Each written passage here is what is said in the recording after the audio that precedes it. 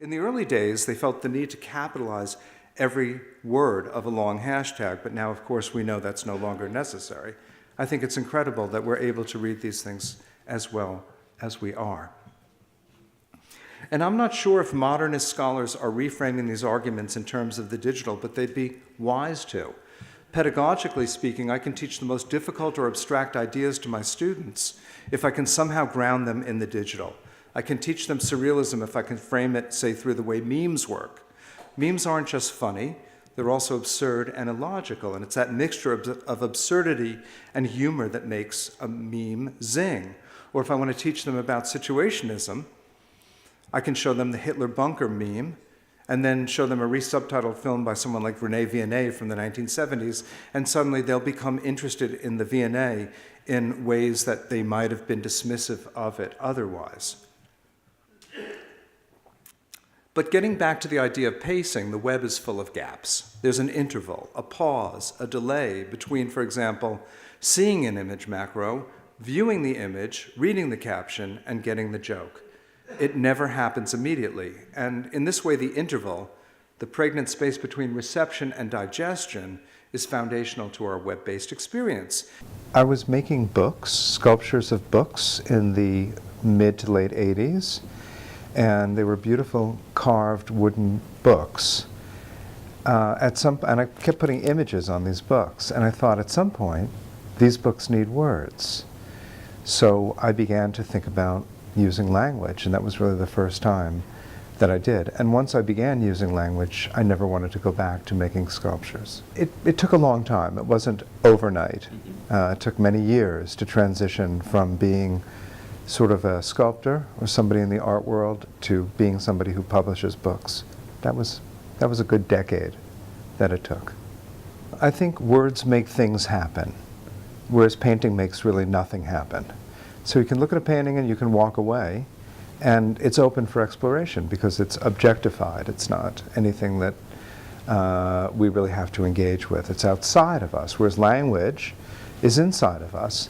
And it's also the way in which you and I are communicating. Now, if you think about the way that we're communicating right now, it's amazing that we can understand each other at all. English is not your first language. I speak very little Spanish. We've never met. This is very fragile, our conversation right now. Why would you want to make that more difficult? Understanding is hard as it is. And when you begin to explore with unconventional notions of language, taking other people's language, it messes things up. Simple act of typing a document is an act of literature, which reminds me of the famous remark that Truman Capote said about Jack Kerouac. That's not writing, that's typing. Of course it's typing, and of course it's writing. And at the time it didn't look recognizable as literature the way Capote knew it, but shortly afterwards there were few who would agree with him that Kerouac was not producing writing. Well, I think books keep getting written, obviously, and some very good ones keep getting written. There's always seems to be new stories to tell. I don't worry about that. It sort of takes care of itself. What I worry about is paying attention to our contemporary condition of language. All the neologisms and the new uses of language spurred by the digital age. I don't think people are paying enough attention to that. People still want to tell good stories. I think good stories are fine. They're okay. It's the other thing I worry about. I wanted to show there that copyright really does not exist. For a certain set of artifacts, the law does not apply. It's extremely political, and it's true. And it's been true for 20 years on UbuWeb. I was a fan of concrete poetry, and when the internet became graphical, I scanned some concrete poems, and I put them on the web, and I thought, wow, these look great. Let me make a little collection of concrete poetry for me and my friends, because there wasn't much there. And that was really the beginning, again, 20 years ago.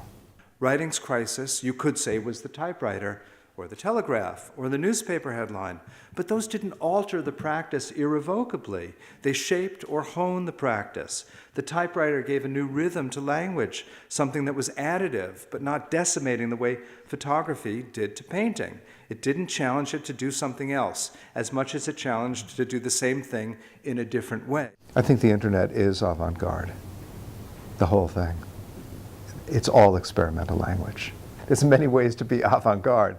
As a writer, I'm interested in the potential of the web as being a new frontier of writing.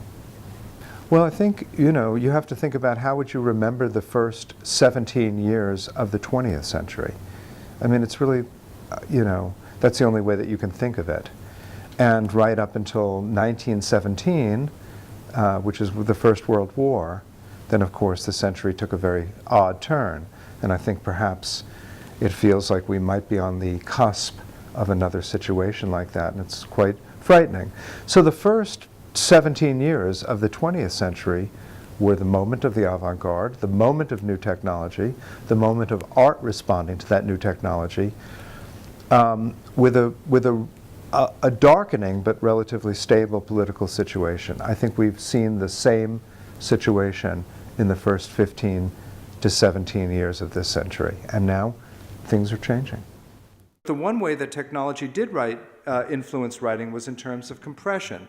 From the telegraph to newspaper headlines, compression became one of the defining metrics of certain strains of modernism.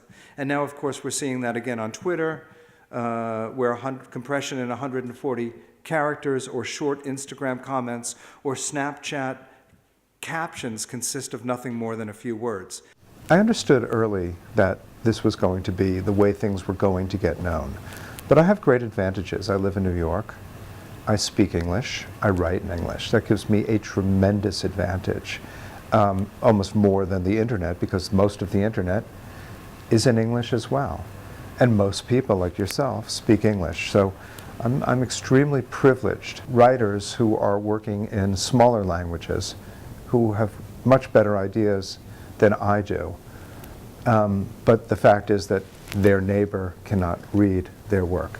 Whereas if you write in English, everybody can read your work. It's a great advantage. Okay, well, thank you.